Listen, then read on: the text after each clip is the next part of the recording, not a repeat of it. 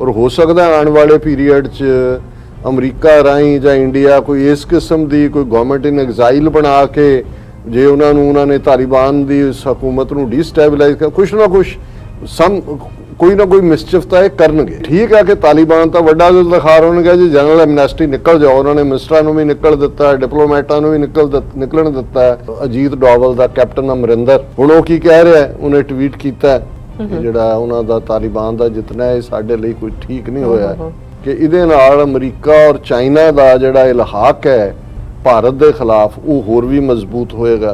The signs are not at all good, we need to be extra vigilant now at our borders. हुण जाके गावां उत्थे बिठा दिओ मावां अपणियां बॉर्डरां दे उत्ते जिहड़ियां उहनूं डिफेंड करनगे।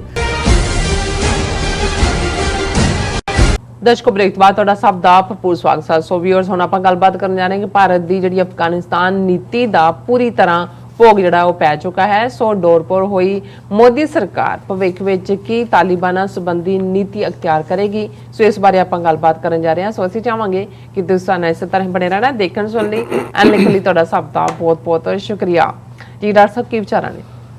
देखो भारत का हाल तो अफगानिस्तान की फॉरन पॉलिसी के हवाले नाल ये होया है कि भी ये जिहड़ी एक टर्म दिवाला निकलना कहंदे ने, ये दिवाली दी रात जिहड़ा जुआ खेडदे सी ते कहंदे सी भी गया ते सी दिवाली मनाण पर दिवाला निकल गया। मतलब जदों सब कुछ हार जांदा है ते वो बैंकरप्ट दे लई टर्म दिवाला है कि सब कुछ दाते सब कुछ ही लुटिया गया ते सवेरे वो गलियां च जिहड़ा वो पागलां वांग कहंदा ओए लोको मेरा सब कुछ लुटिया गया, ओ लोको मेरे पल्ले कख नहीं रहा।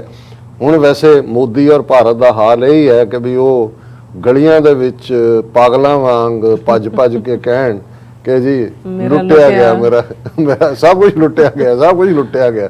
हुण वो कोई कौन लुट के लै गए, वो कहंदे ये नहीं है साडी अपनी अकल ही पुट्ठी हो गई है, वो लुटिया गया बस लुटिया गया।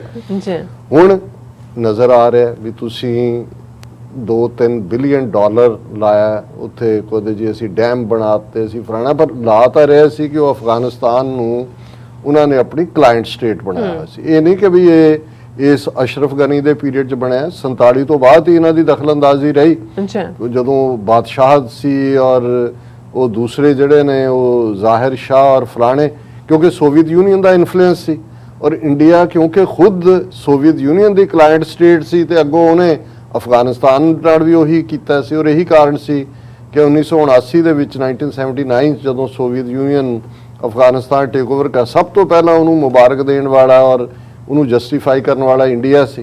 फिर कला ये नहीं है जदों सोवियत यूनीयन जिहड़ा है वो विदड्रॉल का भी फैसला किया उन्होंने, जिहनूं उत्थे नाम नेहाद उन्होंने खड़ा किया कि जी ये हुण जिवें अमरीकना ने समझा सी चलो अशरफ गनी एक पॉपेट खड़ा करता है अगले 2-3-4 साल लगा देगा उदों तक जिहड़े ने कोई होर कबीलियां का एक दूजे नाल शुरू हो जाएगा। ग्रेट गेम चल ही रही है, उहदे वो तो 8 दिनों दे विच भोग पै गया सारे का, वो भी बिल्कुल डौर भौर हो गए तो उन्होंने भी हाल कुछ नहीं है भी किधर नूं जाना उन्होंने।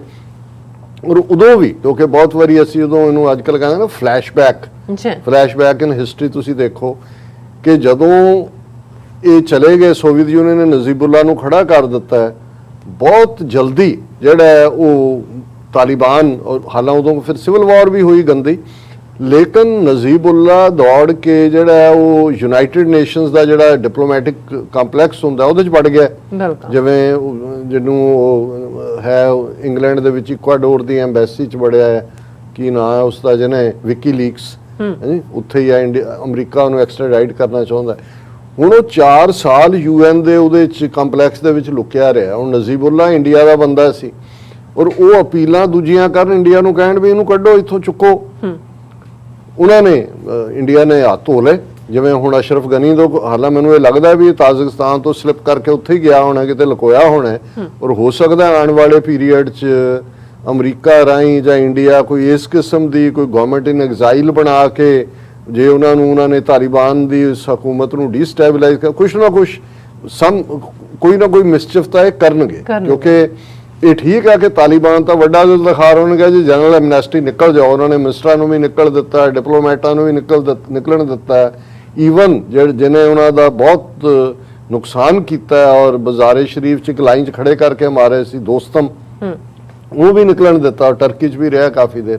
ਹੁਣ ਇਸ ਸਾਰੇ ਦੇ ਚੱਲਦੇ ਆ ਜਿਹੜਾ ਸਭ ਤੋਂ ਪਾਰਟ ਹੁਣ ਇਹਨਾਂ ਨੂੰ ਨਜ਼ਰ ਆ ਰਿਹਾ ਵੀ ਇਹਨਾਂ ਨੇ ਤਾਂ ਸਾਰੇ ਹੀ ਆਂਡੇ ਇੱਕੋ ਟੋਕਰੀ 'ਚ ਪਾਏ ਹੋਏ ਸੀ। ਬਿਲਕੁਲ। ਔਰ ਇੱਕ ਇਹਨਾਂ ਦਾ ਐਕਸ ਐਂਬੈਸਡਰ ਰਿਹਾ ਅਫਗਾਨਿਸਤਾਨ 'ਚ ਇੰਡੀਆ ਦਾ, ਕਰਨ ਥਾਪਰ ਨੂੰ ਕਹਿ ਰਿਹਾ ਸੀ, ਕਹਿੰਦਾ ਇਹ ਡਿਪਲੋਮੇਸੀ ਦੀ ਕਦੇ ਸਿਆਣਪ ਨਹੀਂ ਹੁੰਦੀ ਕਿ you put all your eggs in one basket.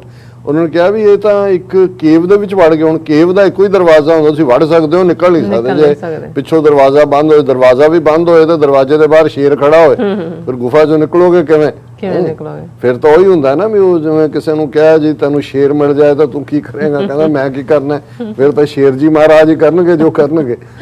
ਹੁਣ ਹਾਲ ਇਹਨਾਂ ਦਾ ਇਹ ਹੈ ਵੀ ਇਹ ਗੁਫਾ ਦੇ ਵਿੱਚ ਵੜ ਗਏ, ਦਰਵਾਜ਼ਾ ਬੰਦ, ਬਾਹਰ ਸ਼ੇਰ ਖੜੇ ਨੇ ਪਖਤੂਨ, ਹੁਣ ਉਹ ਸ਼ੇਰ ਜੀ ਮਹਾਰਾਜ ਹੀ ਕਰਨਗੇ ਜੋ ਕਰਨਗੇ। ਸੋ ਇਸ ਸਭ ਦੇ ਚੱਲਦੇ ਆ ਤੁਸੀਂ ਇਹਨਾਂ ਦੇ ਜਿੰਨੇ ਐਕਸਪਰਟ ਔਰ ਇਹਨਾਂ ਦੇ ਜਿਹੜੇ ਭੌਂਕੇ, ਪਹਿਲਾਂ ਮੈਂ ਜਿਹੜਾ ਬਦ ਇਖਲਾਕ, ਬਦ ਕਲਾਮ, ਬਦ ਕਿਰਦਾਰ ਕਪਤਾਨ ਜਿਹੜਾ 3rd ਕਲਾਸ ਬੰਦਾ ਇਹਨਾਂ ਦਾ, ਅਜੀਤ ਡੋਵਲ ਦਾ ਕੈਪਟਨ ਅਮਰਿੰਦਰ, ਪਹਿਲਾਂ ਤਾਂ ਮੈਂ ਉਹਦੀ ਸਟੇਟਮੈਂਟ ਕਿ ਵੀ ਜਦੋਂ ਅਸੀਂ ਕਿਹਾ ਕਿ ਵੀ ਹੁਣ ਉਹ ਕੀ ਕਹਿ ਰਿਹਾ, ਉਹਨੇ ਟਵੀਟ ਕੀਤਾ, Afghanistan fall to Taliban doesn't augur well for our country।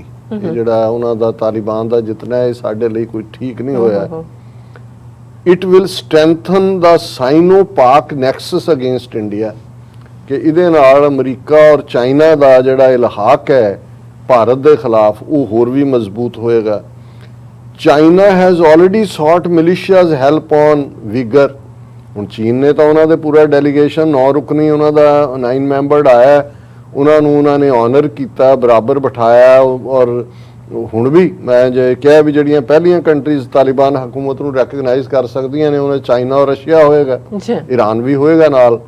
ਹੁਣ ਉਹ ਕਹਿ ਰਿਹਾ ਜੀ ਉਹ ਤਾਂ ਆਲਰੇਡੀ ਇਹ ਤਾਂ ਉਹਨਾਂ ਨੇ ਪਹਿਲਾਂ ਹੀ ਉਹਨਾਂ ਦੀ ਮਦਦ, ਔਰ ਉਹਨਾਂ ਨੇ ਚਾਈਨਾ ਨੇ ਤਾਂ ਅਸ਼ੋਰੈਂਸ ਮੰਗੀ ਕਿ ਵੀ ਤੁਸੀਂ ਵੀਗਰ ਮੁਸਲਮਾਨਾਂ ਦੇ ਮੁੱਦੇ ਦੇ ਉੱਤੇ ਜਿਹੜਾ ਉਹ ਕੋਈ ਹੈਲਪ ਨਹੀਂ ਕਰੋਗੇ, ਉਹਨਾਂ ਨੂੰ ਕੋਈ ਪਨਾਹਗਾਹ ਨਹੀਂ ਦਿਓਗੇ। ਉਹ ਤਾਂ ਅਮਰੀਕਾ ਨੇ ਵੀ ਜਿਹੜਾ ਸਮਝੌਤਾ ਕੀਤਾ ਕਿ ਭਾਈ ਅਲ ਕਾਇਦਾ ਔਰ ਆਈਸਿਸ ਔਰ ਦੂਜਾ ਉਹਨਾਂ ਨੂੰ ਨਹੀਂ, ਉਹਨਾਂ ਦੇ ਵੀ ਹੱਕ 'ਚ ਨਹੀਂ ਹੈ। ਫਿਰ ਇਹ ਕਹਿੰਦਾ the signs are not at all good, ਜਾ ਕੇ ਹਵਨ ਕਰਾਓ, ਪੰਡਤ ਸੱਦੋ, ਕੋਈ ਗਊ ਮੂਤਰ ਪੀਓ ਜਾ ਕੇ ਸਾਰੇ ਕਿ ਬਈ ਤੁਹਾਡੀ ਜਾਨ ਬਚੀ ਰਹੇ। The signs are not at all good, we need to be extra vigilant now at our borders. ਹੁਣ ਜਾ ਕੇ ਗਾਵਾਂ ਉੱਥੇ ਬਿਠਾ ਦਿਓ, ਮਾਵਾਂ ਆਪਣੀਆਂ ਬਾਰਡਰਾਂ ਦੇ ਉੱਤੇ ਜਿਹੜੀਆਂ ਉਹਨੂੰ ਡਿਫੈਂਡ ਕਰਨਗੇ। ਸੋ ਇਹ ਜੋ ਇਹ ਕਹਿ ਰਿਹਾ ਹੈ, ਇਹ ਅਜੀਤ ਡੋਵਲ ਕਹਿ ਰਿਹਾ, ਇਹ ਉਹਨਾਂ ਦਾ ਨੈਸ਼ਨਲ ਸਿਕਿਉਰਿਟੀ ਦਾ। ਔਰ ਇਹੀ ਨਹੀਂ ਹੈ, ਈਵਨ ਜਦੋਂ ਹੁਣ ਮੋਦੀ ਜਿਵੇਂ ਗਲਵਾਨ ਵੈਲੀ ਦੇ ਵਿੱਚ ਜੋ ਚੀਨੀਆਂ ਨੇ ਕੀਤਾ, ਇਹ ਕਹੀ ਜਾਏ ਨਾ ਕੋਈ ਆਇਆ, ਨਾ ਕੋਈ ਘੁਸਾ, ਨਾ ਕੁਝ, ਹਜ਼ਾਰਾਂ ਸਕੁਅਰ ਕਿਲੋਮੀਟਰ ਜਿਵੇਂ ਕੁਝ ਨਹੀਂ ਬੋਲਿਆ ਹੈ। ਹੁਣ ਆ ਦੂਜਾ ਐਡਰੈਸ ਉਹਨੇ ਕਰ ਲਿਆ 15 ਅਗਸਤ ਵਾਲਾ, ਉਸ ਤੋਂ ਪਹਿਲਾਂ ਪਿਛਲੇ ਸਾਲ ਕੀਤਾ ਸੀ ਜੂਨ ਤੋਂ ਬਾਅਦ, ਜੂਨ 2020 'ਚ ਗਲਵਾਨ, ਪੈਂਗੋਂਗ ਸੋ ਲੇਕ, ਡੈਪਸੋਂਗ ਕੀ ਹੋਇਆ। ਹੁਣ ਇਹ ਜਿਹੜੀ ਡਿਵੈਲਪਮੈਂਟ ਚੱਲ ਰਹੀ ਹੈ, ਇੰਡੀਆ ਦੀ ਸਟੋਨੀ ਸਾਇਲੈਂਸ ਹੈ। ਦੁਨੀਆ ਦੇ ਸਾਰੇ ਲੋਕ ਕਹਿ ਰਹੇ ਅਦਰ ਦੈਨ ਕਿ UN ਸਿਕਿਉਰਿਟੀ ਕਾਉਂਸਲ 'ਚ ਬਹਿ ਕੇ ਪਾਕਿਸਤਾਨ ਨੂੰ ਐਮਬੈਰਸ ਕਰਨ ਦੇ ਪਹਿਲੀ ਮੀਟਿੰਗ ਸੱਦ ਲਈ ਐਮਰਜੈਂਸੀ ਅਫਗਾਨਿਸਤਾਨ ਦੇ ਉੱਤੇ ਪਿਛਲੇ ਫਰਾਈਡੇ, ਪਾਕਿਸਤਾਨ ਨੂੰ ਨਹੀਂ ਇਨਵਾਈਟ, ਅੱਜ ਵਰਚੁਅਲ ਕੀਤੀ, ਅੱਜ ਵੀ ਨਹੀਂ। ਹੁਣ ਅੱਜ ਤਾਂ ਚੀਕਾਂ ਨਿਕਲੀਆਂ ਹੋਈਆਂ ਸੀ, ਉਹੀ ਜਿਹੜੇ ਅਫਗਾਨਿਸਤਾਨ ਦੇ ਨੁਮਾਇੰਦੇ ਪਿਛਲੀ ਮੀਟਿੰਗ 'ਚ ਕਹਿ ਰਹੇ ਸੀ ਜੀ ਤਾਲਿਬਾਨ ਦੇ ਖਿਲਾਫ ਕੁਝ ਕਰੋ, ਹੁਣ ਉਹ ਕਹਿ ਰਹੇ ਨੇ ਜੀ ਅਸੀਂ ਇਹਨਾਂ ਦੀ ਹਕੂਮਤ ਨੂੰ ਮੰਨੋ, ਔਰ ਬਿਲਕੁਲ ਉਹਨਾਂ ਦੇ ਨਾਲ ਉਹਨਾਂ ਨੇ ਲਾਇਲਟੀ ਸ਼ਿਫਟ ਕਰ ਲਈ। ਹੁਣ ਇਹਨਾਂ ਦੇ ਚੱਲਦੇ ਆ ਕਾਂਗਰਸ, ਔਰ ਫਸੇ ਨੇ ਉਹਨਾਂ ਦੇ ਆਪਣੇ ਡਿਪਲੋਮੈਟ ਵੀ ਫਸੇ ਆ, ਕਿੰਨੀਆਂ ਐਮਬੈਸੀਆਂ ਕੌਂਸਲੇਟਾਂ 'ਚ ਤਾਂ ਇਹਨਾਂ ਦੇ ਸਾਰੇ ਰਾਹ ਦੇ ਬੰਦੇ ਸੀ। ਉਹ ਹੁਣ ਅਜੇ ਹੈਲੀਕਾਪਟਰ ਵਗੈਰਾ ਤਾਂ ਖੋਲੇ ਤਾਲਿਬਾਨ ਨੇ ਜਿਹੜੇ ਉਹਨਾਂ ਨੇ ਗਿਫਟ ਕੀਤੇ ਹੋਏ ਸੀ। ਲੇਕਿਨ ਹੁਣ ਕਾਂਗਰਸ ਨੇ ਉਹਨਾਂ ਦੇ ਉੱਤੇ ਕਿਹਾ ਕਿ terming the situation in Afghanistan as alarming. Congress on Monday questioned why Narendra Modi government refused to set in motion a plan to evacuate Indian citizens and protect India's strategic assets there। strategic asset ਹੁੰਦੇ ਨੇ ਮੁਖਬਰ ਜਿਹੜੇ ਸਾਰੇ ਇਕੱਠੇ ਕੀਤੇ ਹੋਏ ਨੇ, ਕਿ ਉਹ ਤੁਸੀਂ ਕਿਉਂ ਨਹੀਂ ਉਹਨਾਂ ਨੂੰ ਪ੍ਰੋਟੈਕਟ ਕੀਤਾ। ਉਹ ਤਾਂ ਹੁਣ ਲੱਭਣਗੇ ਨਾ ਕਿਹੜੇ ਕਿਹੜੇ ਨੇ, ਉਹ ਤਾਂ ਉਹਨਾਂ ਨੇ ਲਿਸਟ ਲੱਭਣਗੇ ਕਿ ਕਿਹੜਾ ਮੁਰਾਰੀ ਲਾਲ, ਬਿਸ਼ੰਬਰ ਦਾਸ, ਹਰੀ ਰਾਮ, ਕ੍ਰਿਸ਼ਨ ਚੰਦਰ, ਉਹ ਸਾਰੇ ਕੱਢਣਗੇ ਵੀ ਕਿਹੜਾ ਮੁਸਲਮਾਨੀ ਨਾਂ ਬਣ ਕੇ ਕੀ ਬਣਿਆ ਹੋਇਆ ਉੱਥੇ ਰੱਖਿਆ ਹੋਇਆ। ਉਹਨਾਂ ਨੇ ਕਿਹਾ, ਔਰ ਚੀਫ ਕਾਂਗਰਸ ਦੇ ਸਪੋਕਸਪਰਸਨ ਨੇ ਕਿਹਾ, it is gross abdication of duty not to have an evacuation plan and asked the Prime Minister and External Affairs Minister to clearly spell out our policy for safe return of our citizens, embassy personnel as well as all our future relationship से लंबी चौड़ी statement है, वक्त नहीं है। और इस दे नाल हुण बीजेपी का जनरल सैकटरी जिहड़ा इन्हां दा आइडियालॉग भी है राम माधव, अच्छा वो कह रहा है India should brace itself up for serious security challenges. A says former BJP general secretary Ram Madhav, former है।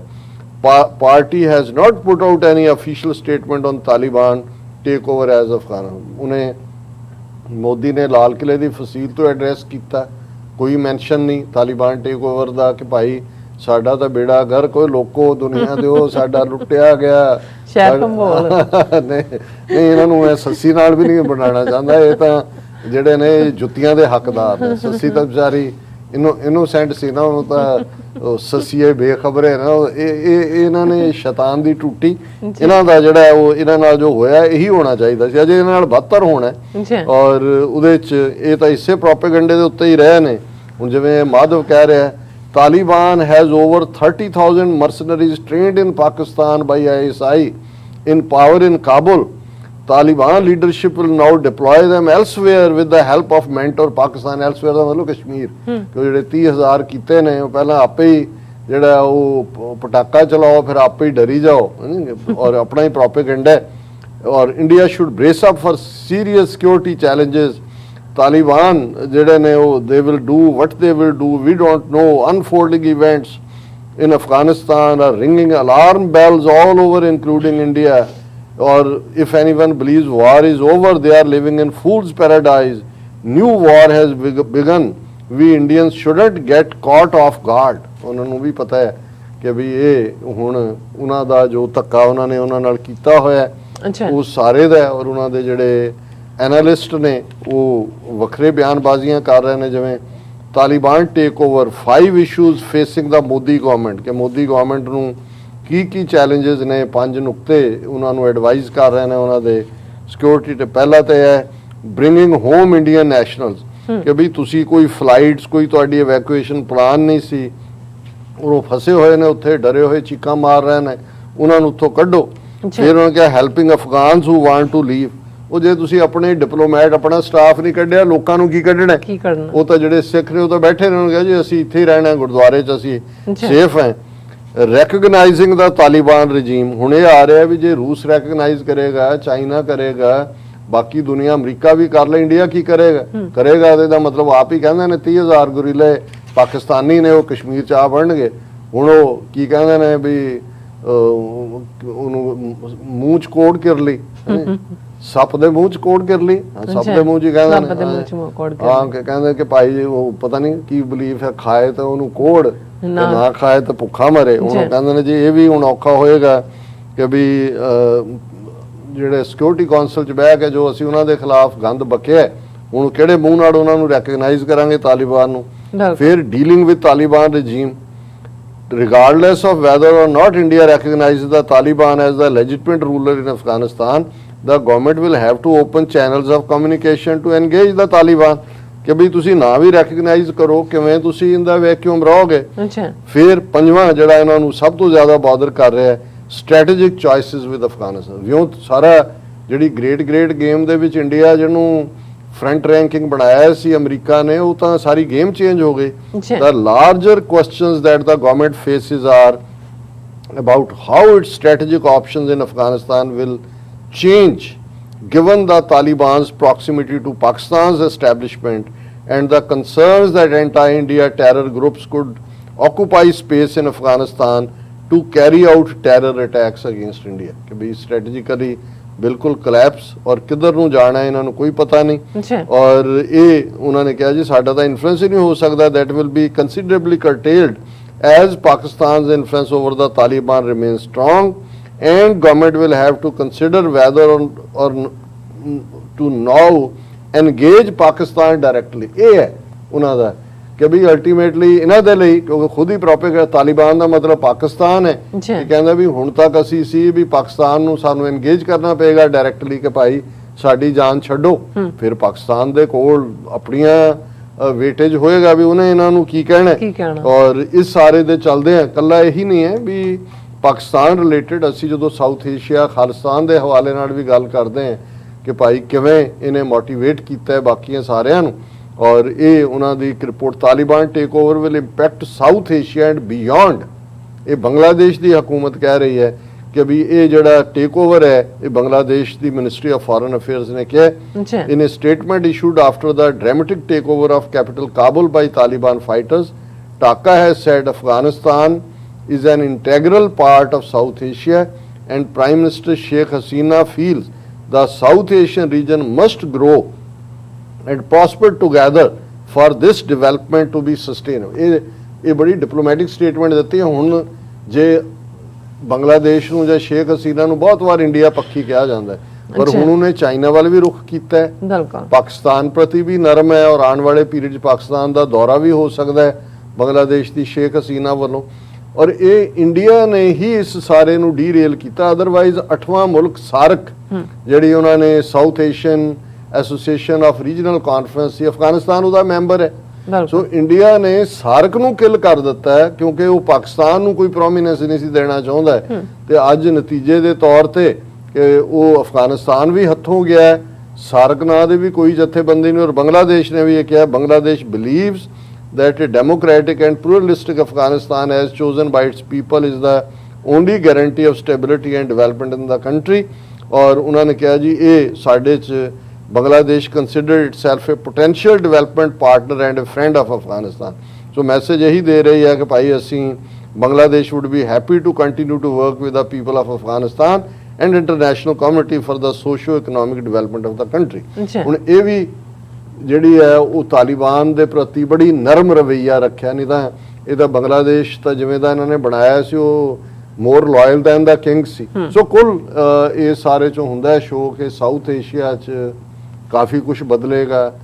ਗ੍ਰੇਟ ਗੇਮ ਦੇ ਵਿੱਚ ਜਿਹੜਾ ਹੈ ਉਹ ਇੱਕ ਬੜਾ ਵੱਡਾ ਡੈਂਟ ਪੈ ਗਿਆ ਔਰ ਸਾਡੀਆਂ ਮੂਵਮੈਂਟਸ ਉਹ ਕਸ਼ਮੀਰ ਦੀ ਹੋਏ, ਖਾਲਿਸਤਾਨ ਦੀ ਹੋਏ, ਨਾਰਥ ਈਸਟ ਦੀਆਂ ਮੂਵਮੈਂਟਸ ਜਿਹੜੀਆਂ ਨੇ ਨਾਗਾਲੈਂਡ, ਮਿਜ਼ੋਰਮ, ਮਨੀਪੁਰ ਔਰ ਵਿਦਨ ਕੰਟਰੀ ਵੀ ਦਲਿਤ ਮੂਵਮੈਂਟ, ਦਰਾਵੜ ਮੂਵਮੈਂਟ, ਇਹ ਸਾਰੀਆਂ ਬਹੁਤ ਸਟਰੈਂਥਨ ਹੋਣ। ਬਿਲਕੁਲ ਡਾਕਟਰ ਸਾਹਿਬ ਤੁਹਾਡਾ ਬਹੁਤ ਬਹੁਤ ਧੰਨਵਾਦ। ਸੋ ਇੱਥੇ ਲੈਣੇ ਬ੍ਰੇਕ। ਵਿਊਅਰਸ ਦੋਸਤਾਂ ਨੇ ਇਸੇ ਤਰ੍ਹਾਂ ਹੀ ਬਣੇ ਰਹਿਣਾ। ਮਿਲਦੇ ਹਾਂ ਛੋਟੇ ਜਿਹੇ ਬ੍ਰੇਕ ਤੋਂ ਬਾਅਦ।